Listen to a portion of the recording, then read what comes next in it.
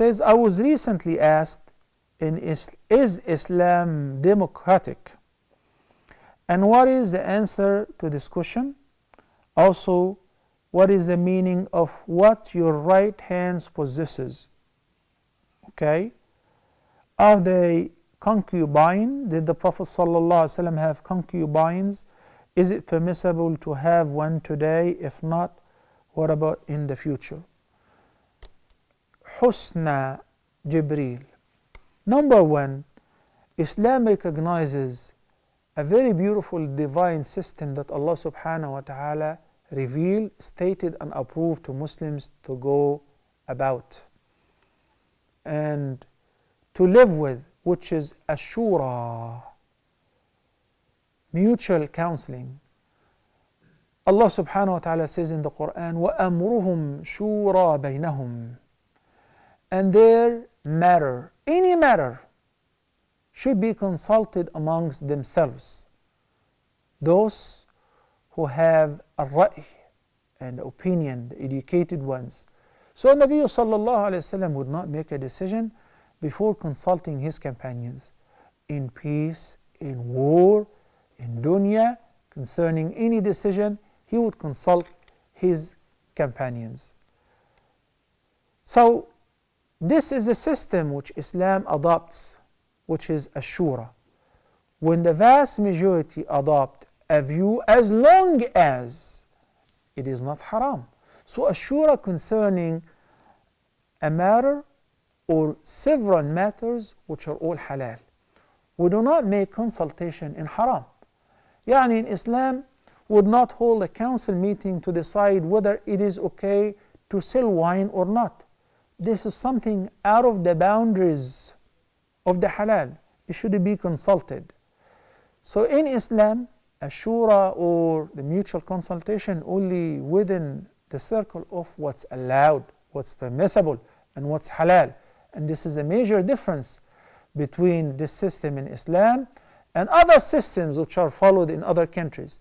Recently, in the UK, their council, with the vast majority, approved the same-sex marriage. So men can marry men, a woman can marry a woman, and that has become official and legal. Okay, this is democracy. So if the vast majority of people decided to allow zina, then it is allowed. If the vast majority of people decided to shut down churches and masajid and no worship anymore, it's their decision.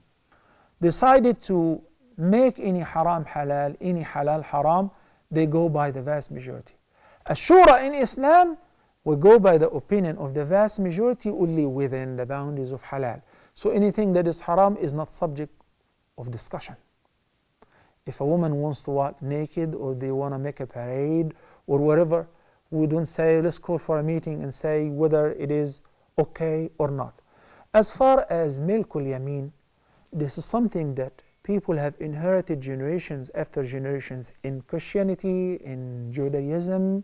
Read the Old Testament and the New Testament. And before that, Melk Al Yameen is whenever they used to sell slaves, men and women, until approximately 60 years ago in America and in Europe. So this is something was considered. Al-Islam says about that in Surah Al-Nisa, for instance, فَوَاحِدَةً أَوْ مَا مَلَكَتْ أَيْمَانُكُمْ. Milk al-Yamin is what your right hand possesses whenever it was permissible. And the only mean to do this is in case there are prisoners of war and it is recognized. But since that is not recognized anymore, and the Muslim Ummah have signed the treaties to agree to that we do not take the prisoners of war as slaves and so on, so we do not treat them as Milk Al Yameen. Yani, no one can go to his servant or slave, a maid who hires from here or there, I'm not going to name any country, and say, what about this? I will pay you 100 grams and you become mine. I own you. No. No human being owns a human being anymore. Okay? And Muslims abide by that too. And in fact, Islam was the first religion, and the Sharia in Islam was the first Sharia which acted effectively on setting free the slaves via the ransoms. Al-Kaffarat, many Kaffarat. If somebody made an oath or nadhr and he failed to fulfill it, then one of the means of Kaffara is freeing a slave neck. فكفارته إطعام 10 مساكين من أوسط ما تطعمون أهليكم أو كسوتهم أو تحرير رقبة. What does Allah subhanahu wa ta'ala say about this? لا يؤاخذكم الله باللغو في أيمانكم ولكن يؤاخذكم بما عقدتم الأيمان. This is just one example for the sake of time. Allah subhanahu wa ta'ala says, if you make an oath and if you fail to fulfill it, you say, Wallahi, I swear to Allah, I will do this or I will not do that, and you fail to fulfill it, then kaffaratuhu, the ransom to your oath, since you said by Allah, is either to feed 10 masakin, 10 poor people. من أوسط ما تطعمون أهليكم أو كسوتهم, of the average food that you and your family eat from, or buy them clothes similar to what you normally wear, an outfit, izar, rida, shirt and pants, trousers and so on, أو تحرير رقبة, or to free a slave neck. And you will find freeing a slave neck in the accidental killing, in al-zihar, in many things. And not only that, if somebody happened to slap his slave, that was whenever there was slavery we're talking about. This rules started more than 1400 years ago, way before the United Nations were even assembled.